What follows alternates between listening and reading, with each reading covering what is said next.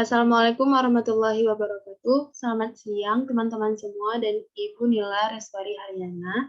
Baik, di sini kami akan mempresentasikan proses asuhan gizi terstandar pada penderita hipotiroid. Sebelumnya saya akan memperkenalkan diri terlebih dahulu. Kami dari kelompok 3 yang beranggotakan Anissa Zanjabila, Manuela Tiasari, Nersik Haristin Zega, dan saya Nifatun Irbah, Tasya Enunisa, dan Safadila Solim. Nah, yang pertama yaitu gambaran kasus. Nah, seorang pegawai swasta, Nona MN, usia 28 tahun, dengan berat badan 40 kg, tinggi badan 160 cm, mengalami keluhan utama yaitu sesak nafas, sulit menelan, pembengkakan, dan rasa nyeri pada leher. Pasien tampak gelisah, pasien tidak nafsu makan, merasa capek atau lelah, pasien intoleran terhadap dingin, sembelit, dan pernah melakukan pengobatan 2 tahun lalu dengan keluhan terdapat benjolan di leher depan dan nyeri saat ditekan. SMRS pasien mengonsumsi makanan dengan kadar iodium yang rendah dan nafsu makan menurun. Dari hasil pemeriksaan laboratorium, kadar T3 15 Pg per desiliter dan T4 20 mikrogram per desiliter, kadar TSH kurang dari 0,005 mikro IU per mililiter, fungsi intelektual yang lambat, berbicara lambat dan terbata-bata, gangguan memori, bingung, hilang pendengaran, parestesia, dan penurunan refleks tendon. Nah, yang akan dibahas yaitu asesmen gizi, diagnosis gizi, intervensi gizi, monitoring dan evaluasi, pembahasan dan kesimpulan. Yang pertama, asesmen gizi. Nah, screening gizi yang digunakan yaitu MST atau Malnutrition Screening Tools. Berdasarkan hasil screening, terdapat total skor 5, yang artinya Nona MN beresiko mengalami malnutrisi, dilihat dengan adanya penurunan berat badan, penyakit berat, dan penurunan nafsu makan. Kemudian antropometri. Nah, domain yang pertama yaitu AD11 tinggi badan 160 cm, AD112 berat badan 40 kg, AD115 indeks massa tubuh yaitu 15,62 kg per cm kuadrat. Nah, interpretasinya berat badan kurang atau underweight berdasarkan klasifikasi WHO. Selanjutnya, biokimia, domain BD159 yaitu untuk T3 dengan data 15 Pg per desiliter dan termasuk rendah. Kemudian BD159 untuk T4 20 mikrogram desiliter, interpretasinya rendah, dan BD159 untuk TSH kurang dari 0,005 mikro IU per mililiter dan termasuk tinggi.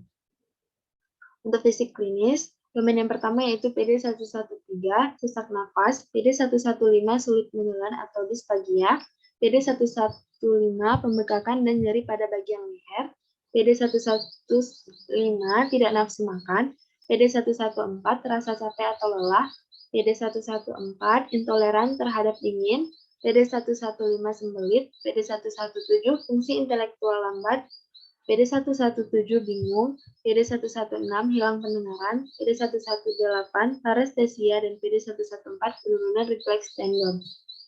Kemudian riwayat makan, SMRS pasien mengkonsumsi makanan dengan kadar iodium yang rendah dan nafsu makan menurun. Kemudian untuk pemenuhan kebutuhan gizi, perhitungannya berdasarkan rumus Harris-Benedict, diketahui nilai BMR pasien yaitu 1195,4 kilokalori. Untuk TEE-nya yaitu 2408,7 kilokalori. Untuk kebutuhan zat gizi protein yaitu 90,32 gram, lemak 66,90 gram, dan karbohidrat yaitu 391,4 gram. Kemudian riwayat personal. Domain yang pertama yaitu CH11 untuk umur yaitu 28 tahun, CH112 untuk jenis kelamin perempuan, dan CH1316 untuk pekerjaan yaitu pegawai swasta. Kemudian diagnosis gizi. Yang pertama, diagnosis gizi pada intake. Nah, yang pertama NI 5101, decreased nutrition need, berkaitan dengan riwayat makan yang suka mengonsumsi makanan rendah iodium, yang ditandai dengan nafsu makan menurun. Kemudian diagnosis klinik yaitu NC22, perubahan nilai laboratorium terkait gizi berkaitan dengan mengkonsumsi makanan rendah iodium ditandai dengan kadar T3 tinggi dan TSH tinggi. NC11, perubahan fisik berkaitan dengan kesulitan menelan, pembengkakan dan rasa nyeri pada leher yang ditandai dengan tidak nafsu makan. NC31, berat badan kurang, berkaitan dengan asupan makan pasien kurang ditandai dengan IMT 15,62 kg per cm². Kemudian intervensi gizi. Nah, yang pertama perencanaan atau terapi diet, tujuannya menambah berat badan pasien, dapat meningkatkan pengetahuan dalam memilih makanan yang tepat dan bergizi, mengubah perilaku dan kebiasaan makan pasien menjadi lebih baik, meningkatkan pengetahuan dalam memilih makanan yang tepat dan bergizi, memenuhi kebutuhan energi dan protein yang tinggi untuk mencegah kerusakan jaringan sel pada tubuh pasien.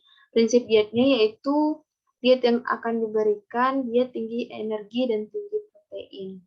Syarat diet untuk makanan yang diberikan dalam bentuk makanan lunak, memberikan saran diet energi tinggi, protein tinggi, iodium diberikan cukup sesuai kebutuhan yaitu 150 mg, konsumsi serat dan air yang diberikan cukup, asupan energi diberikan sesuai kebutuhan dengan mempertimbangkan umur, jenis kelamin, dan tinggi badan, dengan energi cukup yaitu 2000,18 kilokalori.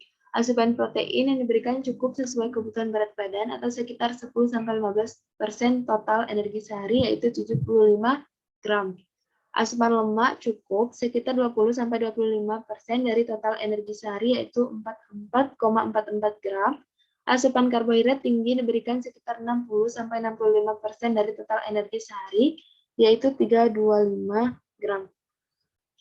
Asupan vitamin dan mineral dapat diberikan dalam bentuk suplemen multivitamin mineral, terutama untuk mengganti vitamin dan mineral yang rendah penyerapannya.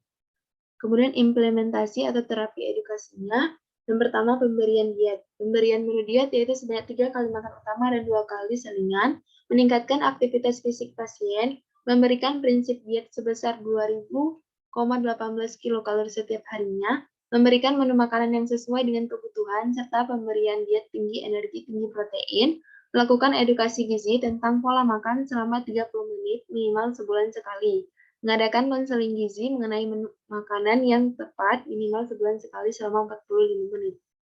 Kemudian edukasi, memberikan penjelasan atau edukasi gizi mengenai masalah kesehatan yang dialami oleh pasien, serta menjelaskan tentang diet hipotiroid yang dialami oleh pasien.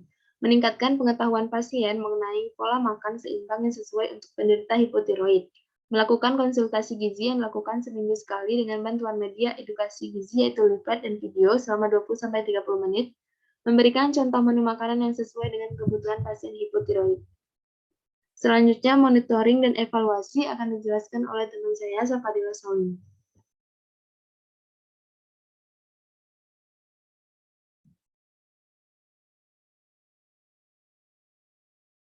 Baik, perilaku terkait lingkungan Nona MN merupakan seorang pegawai swasta dan berusia 28 tahun.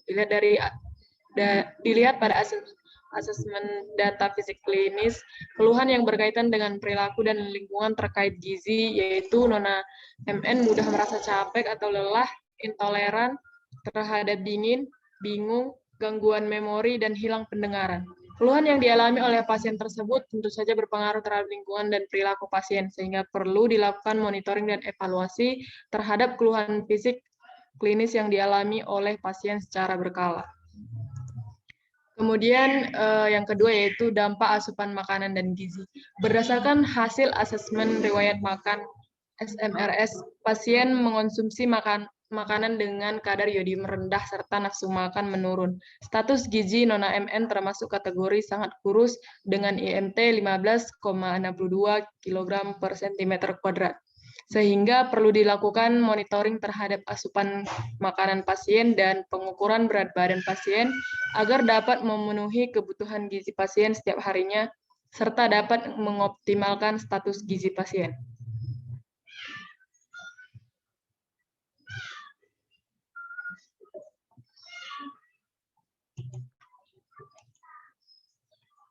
Kemudian selanjutnya itu dampak terhadap tanda dan gejala terkait gizi. Tanda dan gejala yang dialami oleh pasien yaitu fungsi intelektual yang lambat, berbicara lambat dan terbata-bata, gangguan memori, bingung, hilang pendengaran, parestesia, penurunan refleks tendon, serta keluhan utama berupa sesak napas, sulit menelan, pembekakan dan nyeri pada leher, gelisah, intoleran terhadap dingin, dan sembelit. Pasien juga pernah melakukan pengobatan 2 tahun lalu dengan keluhan terhadap benjolan di leher depan dan nyeri saat ditekan. Hasil asesmen biokimia juga menunjukkan bahwa kadar T3 dan T4 pasien rendah dan TSH pasien tinggi.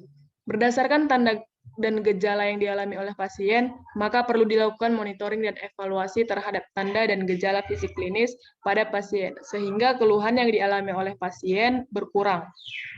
Dan juga dilakukan monitoring dan evaluasi terhadap data biokimia pasien agar mencapai hasil yang normal. Next.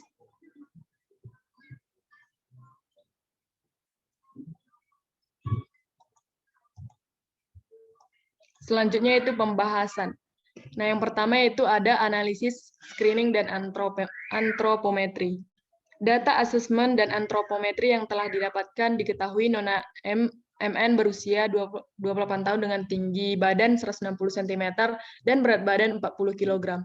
Nona MN menderita hipotiroid berdasarkan data biokimia di mana kadar T3 sebesar 15 Pg per desiliter dan T4 sebesar 20 mikrogram per desiliter dengan interpretasi rendah, serta kadar TSH kurang dari 0,005 mikro IU atau memiliki interpretasi tinggi. Adapun hasil screening gizi Nona MN berisiko mengalami malnutrisi. Dilihat dengan adanya penurunan berat badan, penyakit berat, dan penurunan nafsu makan, ditandai dengan IMT 15,62 kg per meter kuadrat yang tergolong status gizi underweight. Dengan gejala yang terjadi fungsi intelektual yang lambat, berbicara lambat dan terbata-bata, gangguan memori, hilang pendengaran, dan penurunan refleks tendon, Nyonya MN dikategorikan ke dalam hipotiroid tinggi.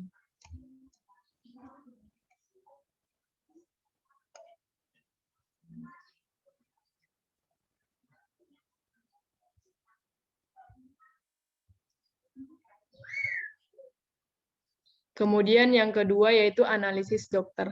Nona MN dikategorikan mengalami hipotiroid, dokter dan ahli gizi berperan dalam melakukan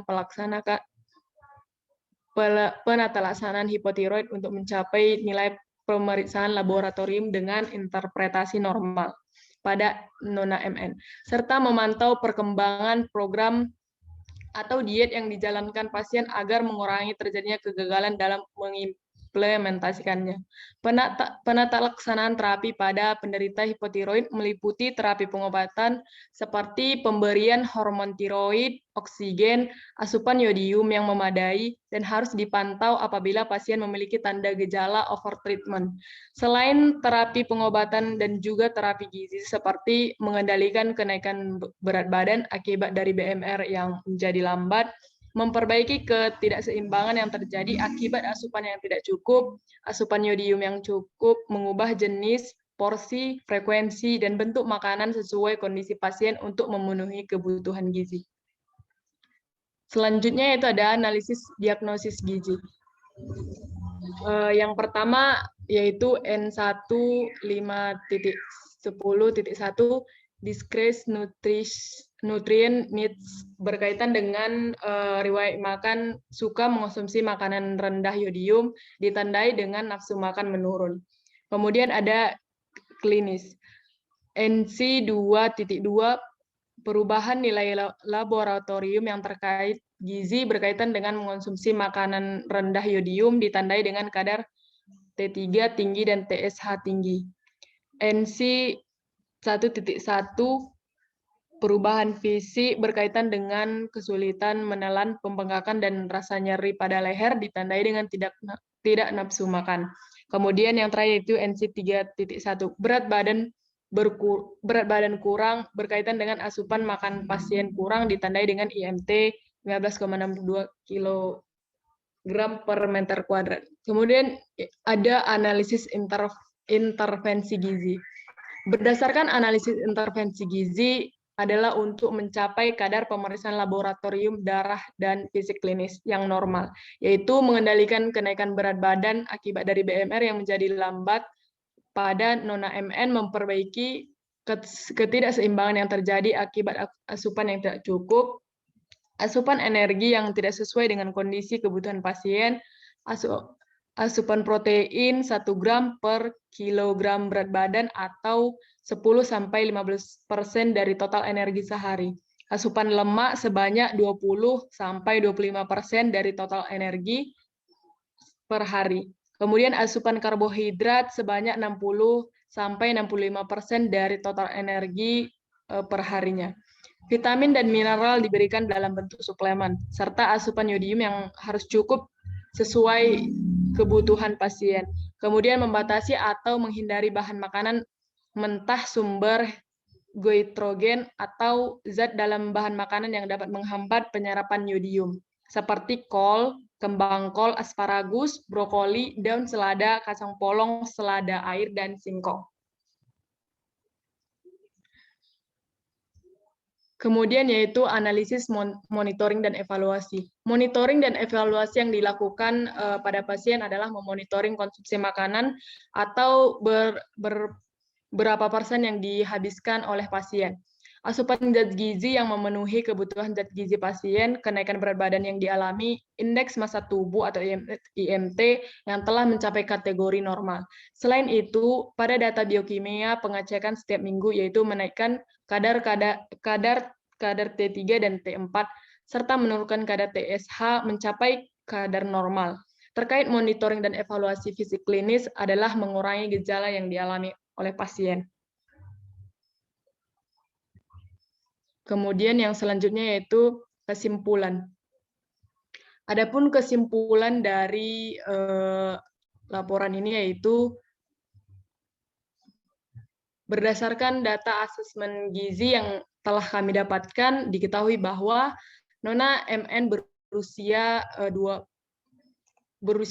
tahun dengan tinggi badan 160 cm dengan berat badan 40 kg.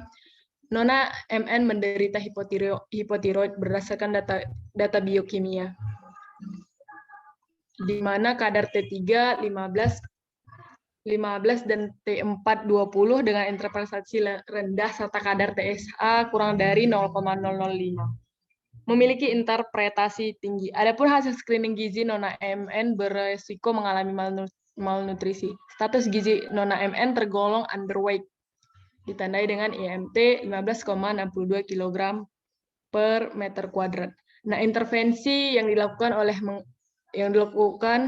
yaitu mengendalikan kenaikan berat badan, kemudian memperbaiki ketidakseimbangan yang terjadi akibat asupan yang tidak cukup, kemudian memenuhi kebutuhan asupan dari pasien. Prinsip diet yang dilakukan adalah diet energi tinggi dan protein tinggi. Kemudian monitoring dan evaluasi yang dilakukan adalah memonitoring konsumsi makanan, asupan zat gizi yang memenuhi kebutuhan zat gizi pasien, kemudian menaikkan berat badan yang dialami oleh pasien, indeks massa tubuh yang telah mencapai kategori normal.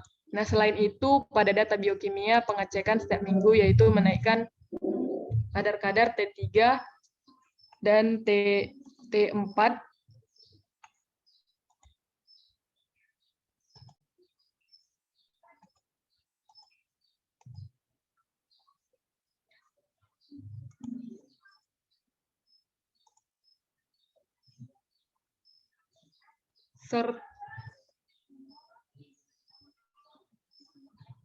next nih. Kemudian yang terakhir yaitu ada saran. Nah, pada kasus ini pasien disarankan untuk memantau status gizi sehingga mencapai status gizi normal, mengkonsumsi makanan yang sehat dan bergizi, olahraga secara rutin, menjaga berat badan tetap ideal, tidur yang cukup, serta mengelola stres dengan baik. Kemudian yang terakhir yaitu rancangan menu pada pasien. Nah, adapun rancangan menu yang akan kami berikan pada pasien yaitu waktu pagi pasien diberikan nasi tim, tahu lapis bayam, telur masak merah, jus apel, kemudian snack pagi diberikan banana smoothie, buah mangga, kemudian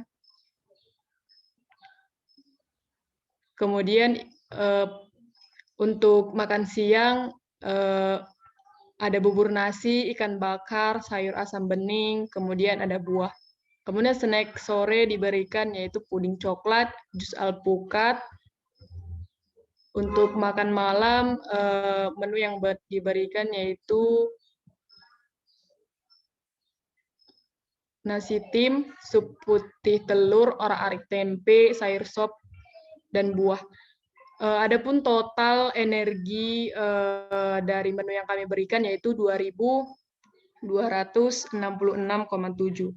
Nah, protein sebanyak 88,5, kemudian lemak sebanyak 57,4, dan total karbohidrat sebanyak 403,8.